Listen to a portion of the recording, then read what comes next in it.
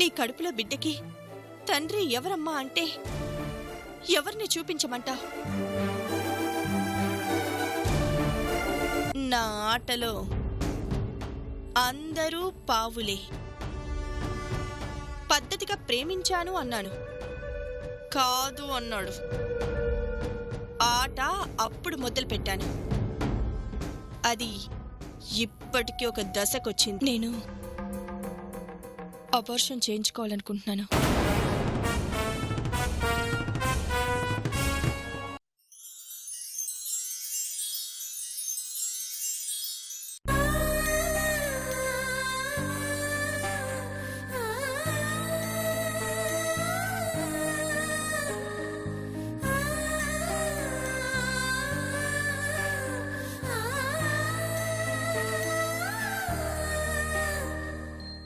మిమ్మల్ని అటు పంపించి ఆమెతో కలిసి 4 రోజులు ఆదిలాబాద్లో ఉన్న ఆమె గెస్ట్ హౌస్కి వెళ్ళాడు.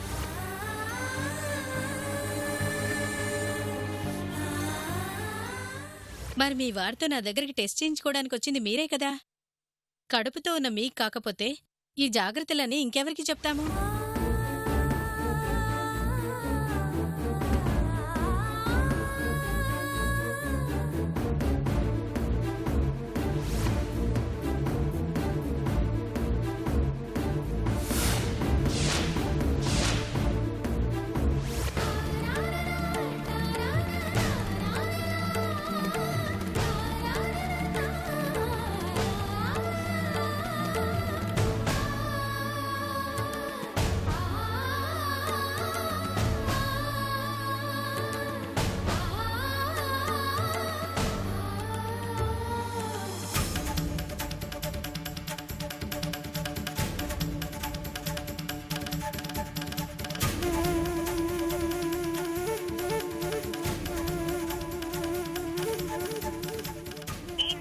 ప్రస్తుతం చేరుకోలేము, దయచేసి తర్వాత ప్రయత్నించండి.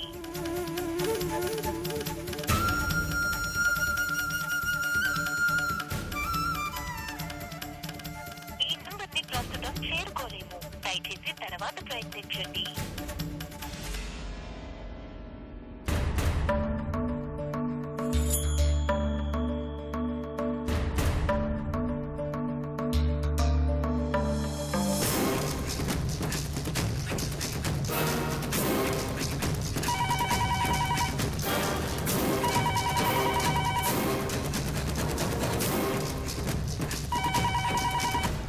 హలో హలో, నేను సత్యప్రసాద్ గారి వైఫ్ నండి. సావిత్రి, నేను ఉమ్మని. ఓ, మీరా? ఏం సావిత్రి, ఆఫీస్కి ఫోన్ చేశావు? కొంచెం మా ఆయనతో మాట్లాడాలి. ఆయన మొబైల్కి ఫోన్ చేస్తుంటే నాట్ రీచబుల్ అని వస్తోంది. ఒకసారి ఆయనకు ఫోన్ ఇస్తారా? అదేంటి సావిత్రి, సత్య ఇంట్లో లేడా? లేరు, ఉదయాన్నే ఆఫీస్కని బయలుదేరొచ్చారు. ఆఫీస్కి రావడం ఏంటి సావిత్రి? దాదాపు వారం నుంచి సత్యప్రసాద్ ఆఫీస్కి రావడం లేదుగా. ఆఫీస్కి రాకుండా ఎక్కడికి వెళ్ళుంటాడు?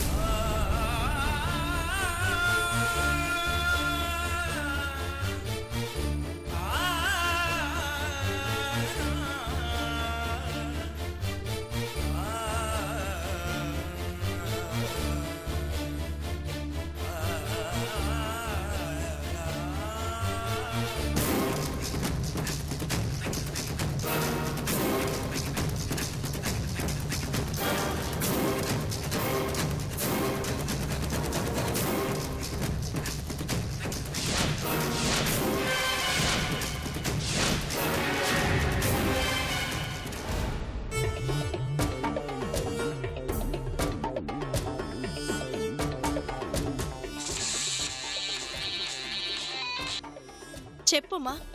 ఇప్పుడే సావిత్రి ఫోన్ చేసింది మేడం. నీకు చేసిందా? ఎందుకు? సత్య ఫోన్ పనిచేయడం లేదు, ఒకసారి ఫోన్ ఇస్తారా అని. నువ్వేం చెప్పావు? ఉన్నదే చెప్పాను. కాకపోతే మీ సేవలో ఉన్నాడని కాకుండా ఆఫీస్కి రావడం లేదని చెప్పాను. గుడ్. చాలా రోజులకి నాకు ఉపయోగపడే పని చేశావు. నీకు రావాల్సిన బహుమతి నీకొస్తుంది. Thank you madam. మొత్తానికి డాక్టర్తో నేను వేయించిన మందు బాగానే పనిచేసిందన్నమాట. అటు సత్యకి ఫోన్ చేసి కనెక్ట్ అవ్వడం లేదని నీకు కూడా ఫోన్ చేసింది అంటే ఎంక్వైరీలు మొదలయ్యాయన్నమాట. ఆ ఆలోచన మొదలైందంటే అనుమానం మొదలైనట్టే. చాలు, అనుకున్నది అనుకున్నట్లే జరుగుతోంది. మీరు ప్లాన్ చేయడం జరగకపోవడమా? అందుకే నన్ను ఊర్మిళ అంటారు.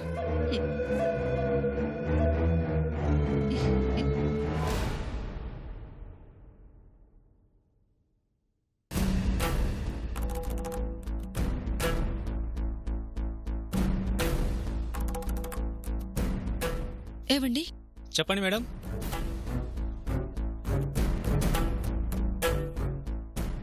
నేను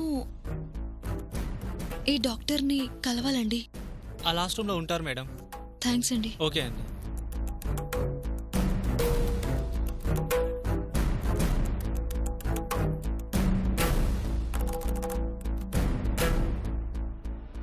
డాక్టర్, ఎస్ కమిన్. కూర్చోమ్మా.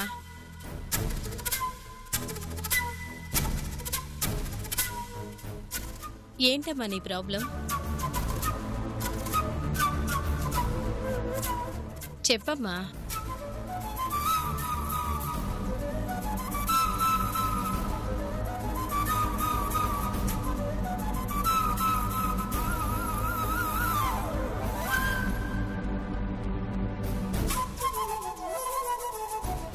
మీరు ఊర్మిళ గారి తాలూకా?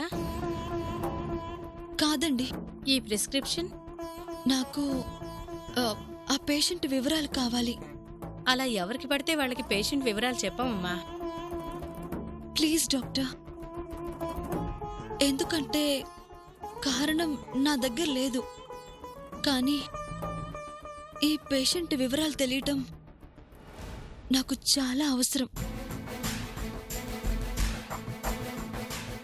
అవసరం కదా అని అడిగిన వాళ్ళందరికీ ఇవ్వం.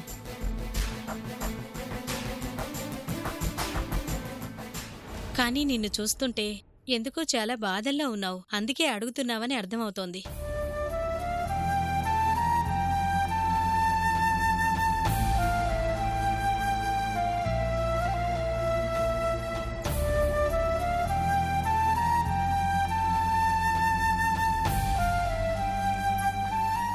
పేషెంట్ పేరు మిస్సెస్ ఊర్మిళ, ఐబీఎఫ్ కంపెనీకి ఎండి.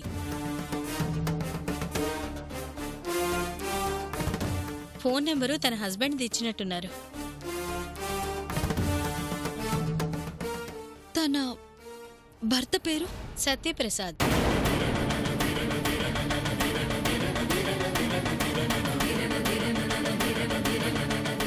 Phone number 9849067125.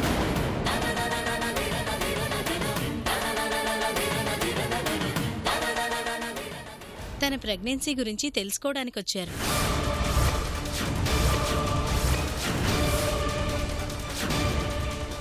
వాళ్ళ అనుమానం నిజమే. ఊర్మిళ గారిప్పుడు గర్భవతి.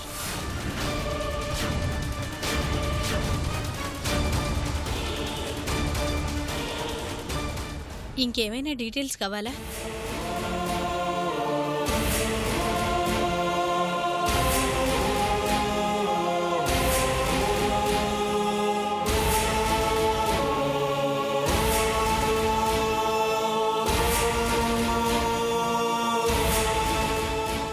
అడిగేది నిన్నేనమ్మా. ఇంకేమైనా డీటెయిల్స్ కావాలా?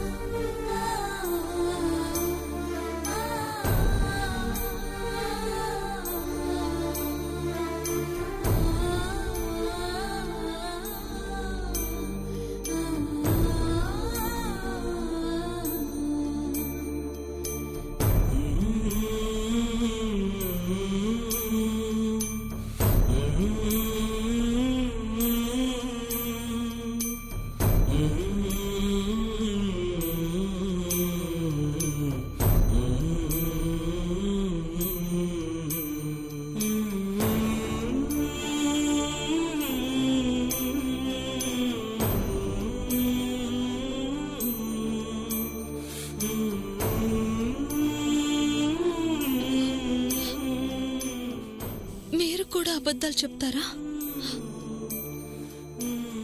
ఏంటండి ఇది? అసలు ఇది ఎలా జరిగింది? నేను నా మనసుని మార్చుకునే లోపే మీరు మీ మనసుని మార్చుకున్నారా?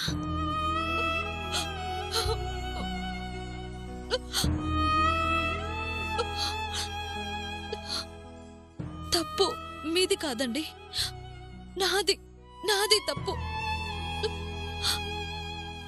మిమ్మల్ని, మీ ప్రేమని అర్థం చేసుకోకుండా మీకు దూరంగా ఉండి ఈరోజు మన మధ్య దూరాన్ని నేనే ఏరి కోరి తెచ్చుకున్నాను.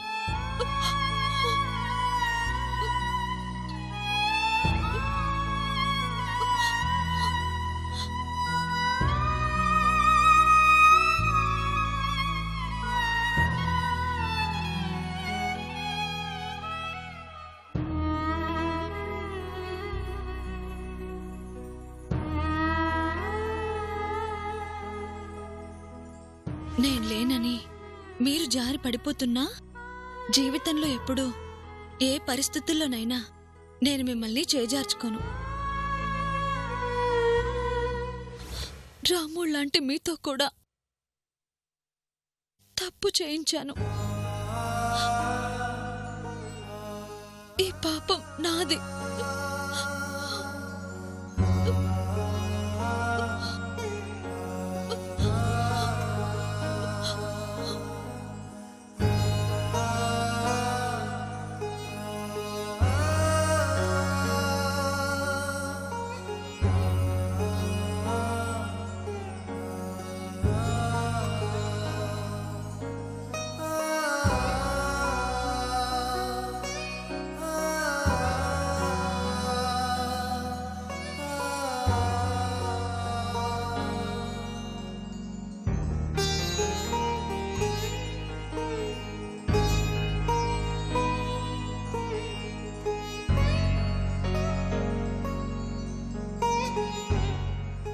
సావిత్రి, ఏంటలా ఉన్నావు?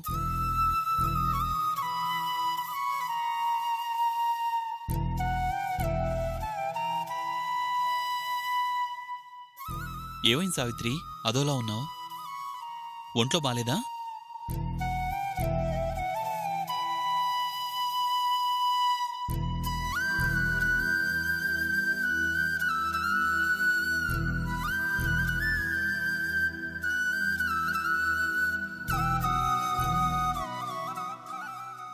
ఏదో జరిగింది, లేదంటే నువ్వు ఇలా ఉండవు.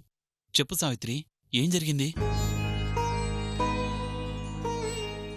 మీ ఇంటి దగ్గర నుంచి ఫోన్ ఏమైనా వచ్చిందా?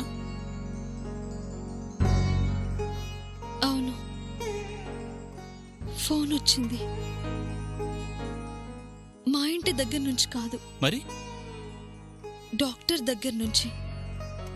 డాక్టర్ దగ్గర నుంచా? ఏ డాక్టర్?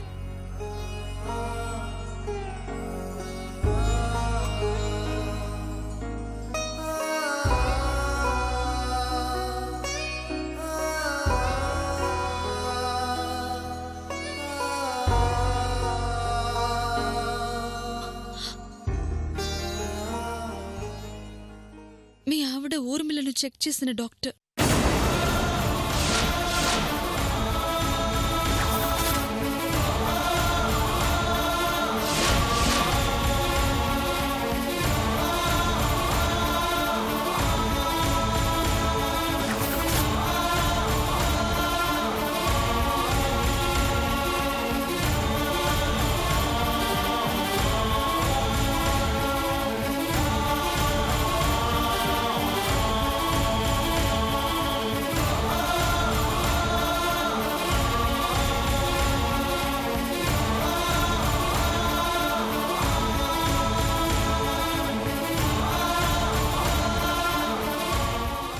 డాక్టర్ ఫోన్ చేసి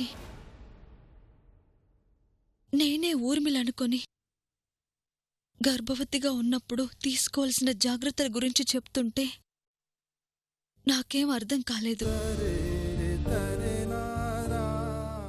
కానీ ఇప్పుడు నాకు అర్థమైంది. నేను మారి మీకు దగ్గర కావాలని ప్రయత్నిస్తుంటే ఎందుకు నా ప్రేమ మీకు అర్థం కాలేదో. చివరికి దేవుడి గుళ్ళో నాకు విడాకులొద్దు, మీ భార్యగా మీ మనసులో నా స్థానం నాకు కావాలన్నప్పుడు ఆనందంగా నా ప్రేమను అంగీకరించాల్సిన మీరు ఎందుకంత ఆలోచించారో ఇప్పుడు నాకు బాగా అర్థమైందండి.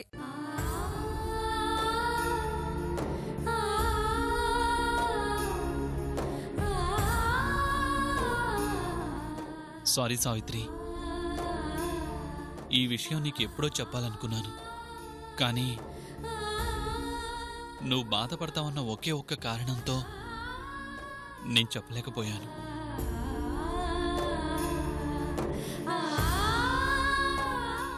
ఇప్పటికీ జరిగింది నేను చెప్పలేదంటే నువ్వు నన్ను అపార్థం చేసుకునే అవకాశం ఉంది. నీ మనసులో నేను చెడ్డవాడిగా మిగిలిపోతానేమోనన్న భయం ఆ రోజు నీకు నిజం చెప్పనివ్వలేదు. ఈరోజు చెప్పకపోతే ఆ భయం నిజమవుతుంది. అందుకే జరిగిందంతా నీకు చెప్తాను. ఊర్మిళ నా క్లాస్మేటో మా పక్కింటి అమ్మాయో కాదు. నాకు తను మొదటిసారి నాకిష్టమైన పక్షుల దగ్గర పరిచయం అయింది. చాలా కాలం ఆ పరిచయం తప్ప మా మధ్య ఏమీ లేదు. అనుకోకుండా ఒకరోజు వచ్చి ప్రేమంది, పెళ్ళంది. కానీ నా మనసులో అలాంటి ఉద్దేశం లేదని చెప్పాను. ప్రతిమాలింది, బాధపడింది. అదే టైంలో మన పెళ్లి జరిగిపోయింది. ఆ తర్వాత ఊర్మిళ గురించి నేను పూర్తిగా మర్చిపోయాను. అనుకోకుండా ఒకరోజు మా ఆఫీస్ ఎండీగా మళ్లీ కనిపించింది. జరిగిందేదో జరిగింది అని ఇద్దరం స్నేహితులుగా ఉన్నాం. అలా ఉండటమే తప్పవుతుందని అప్పుడు నాకు తెలియదు. ఎప్పుడో నన్ను ప్రేమించిన పాపానికి నలుగురు 4 మాటలు అంటుంటే తట్టుకోలేక ఓ రోజు ఆత్మహత్యా ప్రయత్నం చేసింది. అదే విషయం గురించి పదే పదే ఆలోచిస్తుంటే డాక్టర్ కొత్త చోటుకు వెళ్ళి కొద్ది రోజులుంటే మంచిది అన్నాడు. అందుకే ఆ రోజు నీతో ఘంటసాలకు రాకుండా తనతో వెళ్ళాను. ఎందుకో ఎక్కువ రోజులు అక్కడ ఉండలేక ఆ రోజే వచ్చేద్దాం అనుకుంటే తన బర్త్డే జరుపుకుని వెళ్దాం అంది. లేదు, వెళ్దామని అప్పుడే వచ్చేసుంటే ఈరోజు ఈ బాధ ఉండేది కాదు.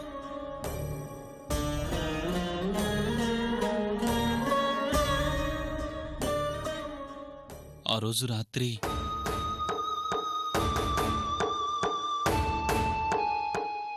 తాగితే నన్ను నేను మర్చిపోతానని తెలిసి కొద్దిగా ఎక్కువే తాగాను. అంతవరకే నాకు గుర్తుంది. కానీ ఉదయం లేచి చూస్తే రాత్రి నా జీవితాన్ని నాశనం చేశావు. అది చాలదా? వద్దు సత్యం, వదులు. నా జీవితాన్ని నాశనం చెయ్యొద్దు అన్న విన్నావా? స్నేహితుడు అని నమ్మి నీతో వస్తే ఇలా చేస్తావా అంటే ఒక్క క్షణం అన్నా ఆలోచించావా?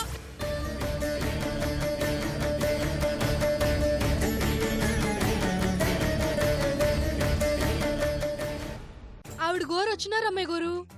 ఆవిడ గారా? ఏ ఆవిడ గారు? అదే ఆ అమ్మాయి గోరు. ఏయ్, సరిగ్గా చెప్పు. సావిత్రి గారు అమ్మ గోరు. సావిత్ర? అదిరావుడు వింటే సరిగ్గానే చూసావా?